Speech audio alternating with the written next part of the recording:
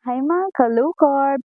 For today's video ay samahan nyo akong magbiyak ng nyog. Ito, as you can see meron ako ditong wireless microphone. So, ibig sabihin hindi ko na siya i-voice over. Kasi pag vinoice over ko, matatagalan akong i-edit tapos i-upload. And this is my second time pala na magbubukas ng nyog. And papakita ko sa inyo yung first biyak ko ng nyog. And medyo struggle doon.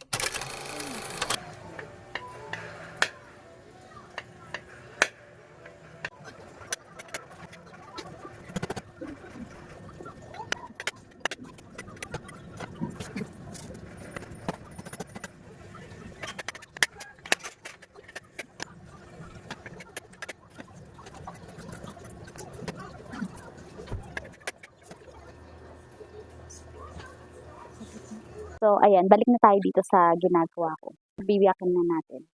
Gusto ko kasi uminom ng buko juice, pero syempre, dahil naka-low carb tayo, hindi papasok yung buko juice na yung kulay green. I mean, yung bata pa. Ito kasi matured na. Ito yung pasok sa low carb.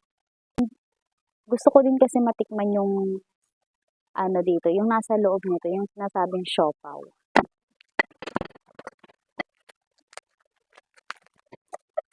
Ito. Tuturuan ko kayo kung paano siya magbukas. Siguro, marami rin naman siguro marunong magbukas na ito. Pero, sa mga hindi lang nakakaalam, nakita nyo to? May dalawa kasing mata daw yan. Ito yung dalawang mata, and ito yung bibig. Ayan. Para mabuksan mo siya ng diretso, kailangan mo hanapin yung mata, which is ito, and doon ka mag-start Kung nakita niyo yung unang video ko na nagbiyak ako nito, dito ako nag-start. So, nahirapan talaga ako. Mali pala, dapat pa ganyan, biyak. Try natin. Hindi ko gagamitin yung taling nito. Dito ako gagamit kasi. Oh my gosh. Kita nyo. Meron na siyang crack agad. Diba? Ang galing. Ay, sayang. Shit. Oh my gosh. Wala, ang dami na sayang. Diba sayang? Ang dami pa naman. Ang dami pa naman sayang. Sayang talaga. Sabi ng iba, madalang na daw makakita nung video. Sabi nila yun, parang siopaw. Ay, papakita ko yun sa unang video. Yung dalawang binuksan kong buko, may nakita akong dalawang ganun. So, natikman ko naman na siya, pero gusto ko ulit kasi matikman kasi ang sarap niya. Pwede na siyang itanim. Ayun.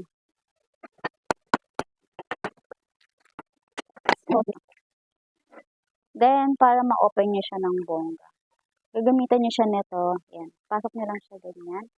And, yun. Diba? Pero konti lang. Kasi maliit lang naman siya. Oh, laki! Ay, ganyan, laki. Ano, laki oh. Ang liit niya pero ang laki niya. Ang laki ng nasa loob. Ito yung sinasabi nilang siopaw. At para matanggal niyo siya ng buo, kailangan i-clean dito. Pero sabi nila, mas masarap daw kung mas maliit dito. Ito malaki dito. Oh, ayan. Ano yun? Kagatin natin. No, pakita ko sa inyo yung una kong kain nito. Mas makatas kasi siya. Pag maliit talaga, mas makatas pa. Ito yun. So, itatry natin to. Kasi first time ko lang siya itatry. Ay, ayan. Ang harap. Ang sarap. Okay, back na tayo. Nakita nyo? Diba sobrang katas niya, maliit lang siya. Ito medyo malaki. Ito malaki talaga siya. So, hindi siya makatas.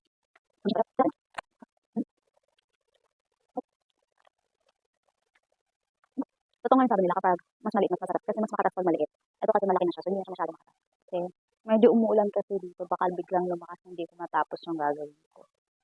Wait lang. Linisin ko lang to kasi ang daming kalat. Madilim lang dito sa amin kasi umuulan. So, ayan.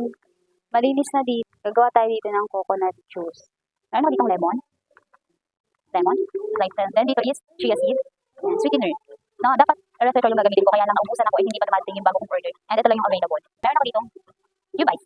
Gagamit lang ako dito ng strainer. Para dito kasi medyo may mga dumi. Para naman hindi masama dun sa gagawin nating juice. So, ayan. Kung naririnig nyo, may nagkakantahan sa kapitbahay. Ewan ko lang kung naririnig nyo. So, anyways, let's start. Ito yung gagamitin natin, yung aesthetic kong baso. Lagay tayo ng 1 cup muna.